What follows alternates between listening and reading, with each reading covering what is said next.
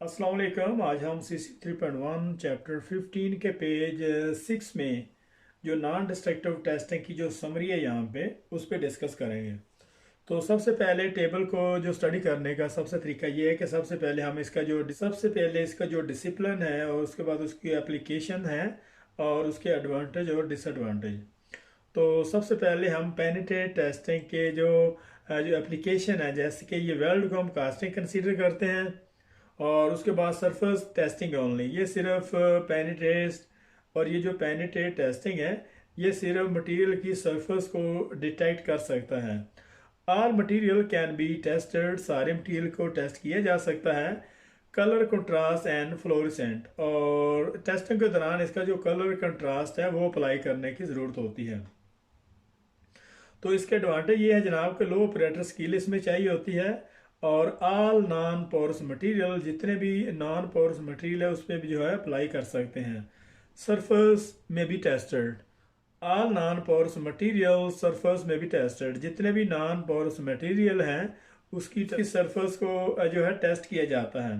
तो लो cast process, इसकी process की जो कास्ट है बहुत ज़्यादा लो है, सिंपल इक्विपमेंट है, ये कुछ ज़्यादा ये क्रिटिकल या कॉम्प्लिकेटेड जो इक्विपमेंट नहीं है।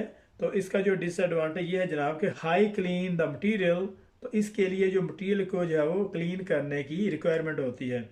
तो सरफेस फ्ला ओनली, ये सिर्फ मटेरियल की सरफेस के जो फ्ला है उसको डिटेक्ट कर सकता है। एक्सट्रीमली मैसी, ये बहुत ज़्यादा मेथड जो है वो ये मैसी है, बहुत ज़्यादा गंदा है, तो इसको बाद में क्लीन करने की ज़रूरत होती है। नो परमानेंट रिकॉर्ड, इसका जो परमानेंट रिकॉर्ड नहीं होता है, जो आप विजुअल तौर पर देख रहे हैं वही इसका रिकॉर्ड है। तो नंबर 2 में मैग्नेटिक पार्टिकल टेस्टिंग में इसकी जो वेल्ड कास्टिंग है, फेरस मटेरियल ओनली, ये सिर्फ फेरस मटेरियल पे जो है वो टेस्ट कर सकते हैं। जो मटेरियल जो है वो मकनातीस से खींचते हैं, सिर्फ उसी मटेरियल को टेस्ट किया जा सकता है। वेट एंड ड्राई इंक, और उसके बाद अप्लाई करने के बाद इसको जो है वो ड्राई करना होगा और इसकी जो इंक है वो अप्लाई की जाती है। तो उसके बाद Y6 योक है, permanent magnetics and straight current ECDC। तो इसका जो एडवांटेज ये है, लो ऑपरेटर स्किल लेवल इसमें चाहिए होता है। सरफेस सब सरफेस डिफेक्ट, सरफेस सब सरफेस फ्लॉ, और मैग्नेटिक पार्टिकल टेस्टिंग में इसके जो सरफेस और सब सरफेस फ्लॉ है उसको डिटेक्ट किया जाता है। तो रिलेटिवली लो कॉस्ट है इसकी, और ये सिंपल इक्विपमेंट है। तो इसके जो डिसएडवांटेज, तो इसके डिसएडवांटेज ये हैं कि फेरस मैग्नेटिक मेटल ओनली, जो मटेरियल जो फेरस मेटल है सिर्फ उसी पे जो है वो इसको चेक कर सकते हैं।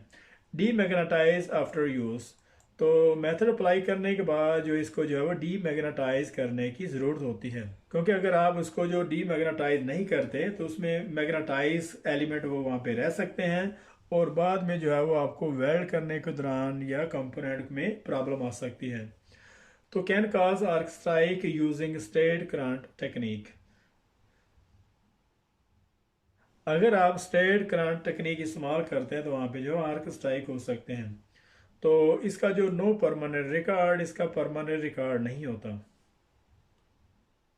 तो नंबर 3 में अल्ट्रासोनिक टेस्टिंग है, ये वेल्ड कास्टिंग पे किया जाता है, वन साइड एक्सेस। तो इसके लिए सिर्फ एक साइड पे जो है वो एक्सेस की ज़रूरत होती है। जैसे अगर हम RT की बात करें तो RT के लिए दोनों साइड पे जो है वो एक्सेस की रिक्वायरमेंट होती है। एक साइड पे उसकी जो रेडिएशन सोर्स है वो अप्लाई करने होते हैं, दूसरी तरफ इसकी जो फिल्म है, इसकी जो कैसेट है वो जो है वो प्लेस की जाती है।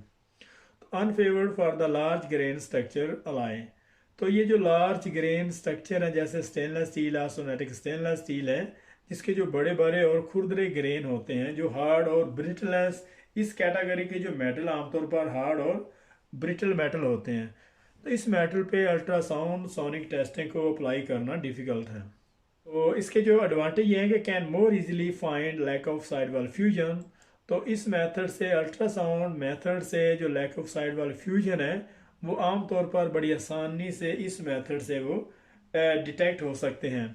हाई ऑपरेटर स्किल लेवल इसमें चाहिए होता है, क्योंकि इसमें सिर्फ जो ग्राफ ही होते हैं जिसको जो है वो इंटरप्रेट करना होता है। डिफ़िकल्ट टू इंटरप्रेट, इसको जो डिफ़िकल्ट इंटरप्रिटेशन इसकी डिफ़िकल्ट है, तो रिक्वायर कैलिब्रेशन, इसके लिए कैलिब्रेशन की रिक्वायरमेंट होती है। तो नो परमानेंट रिकॉर्ड, इसका परमानेंट रिकॉर्ड नहीं होता है। अनलेस इसको जो ऑटोमेटेड ना किया जाए। तो नंबर 4 में यहाँ पे रेडियोग्राफिक टेस्टिंग है।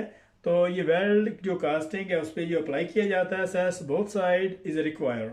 तो इसके लिए जो दोनों साइड पे इसकी जो असेसमेंट है वो चाहिए होती है।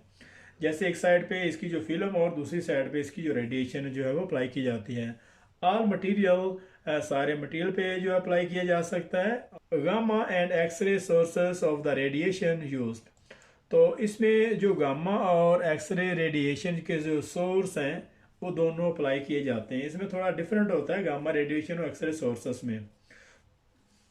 तो एडवांटेज इसके ये है कि permanent record of the result, और इसका जो रिकॉर्ड है वो परमानेंट होता है। इसकी जो फिल्म है एक्सरे की तरह इसकी जो फिल्म होती है, और सारी का सारा उसका जो डिसकंटिन्यूटी का जो डाटा उसमें जो है वो प्लेस हुआ होता है।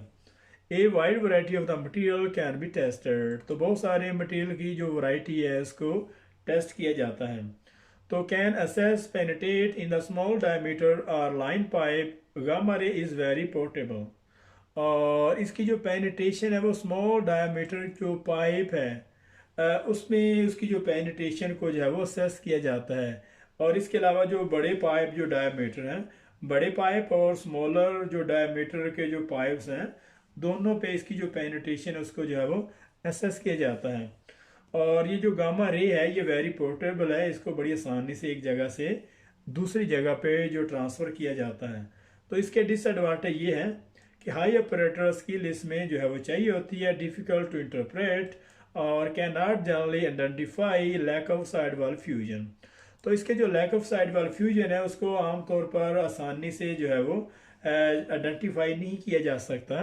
हाई सेफ्टी रिक्वायरमेंट, तो इसके लिए हाई सेफ्टी की रिक्वायरमेंट होती बहुत ज़्यादा। ये हेल्थ हैजर्ड है और बहुत ज़्यादा सेफ्टी की ज़रूरत होती है। अगर हम साइड पे एक्सरे कर रहे हैं तो आप देखते हैं कि कितना इसके लिए जो है प्रिकॉशन की ज़रूरत होती है।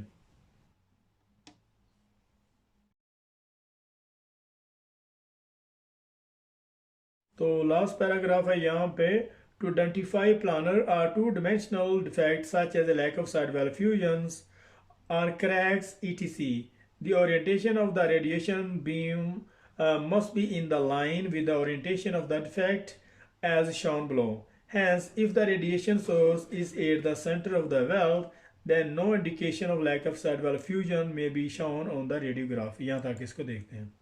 तो इस डायग्राम में उन्होंने जो रेडिएशन सोर्स है उसका जो यहाँ पे जो इम्परफेक्शन है, जो लैक ऑफ साइड वाला फ्यूजन है, उसके मतलब उन्होंने यहाँ पे डिस्कस की है कि अगर तो वेल्ड के सेंटर में अगर रेडिएशन जो सोर्स है वेल्ड के सेंटर पे अप्लाई करते हैं तो जितने भी प्लानर इम्परफेक्शन है जो है वो डिटेक्ट उनको नहीं किया जा सकता। और जो रेडिएशन सोर्स है जो गामा है या फिर एक्सरे है, उसकी जो ओरिएंटेशन अगर सेम उसी डायरेक्शन में है जैसे लैक ऑफ साइड वाला फ्यूजन है या क्रैक है, तो फिर उसको जो है डिटेक्ट करना डिफ़िकल्ट है। तो यहाँ पे रेडिएशन सोर्स यहाँ पे अप्लाई किया हुआ है, और ये जो बट वेल्ड है यहाँ पे इस पिक्चर में आप देख सकते हैं डायग्राम में कि ये लैक ऑफ साइड वाला फ्यूजन है।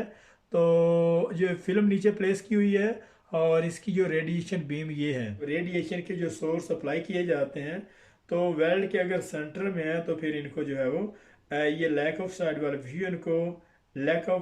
फ्यूजन को डिटेक्ट करना डिफ़िकल्ट है।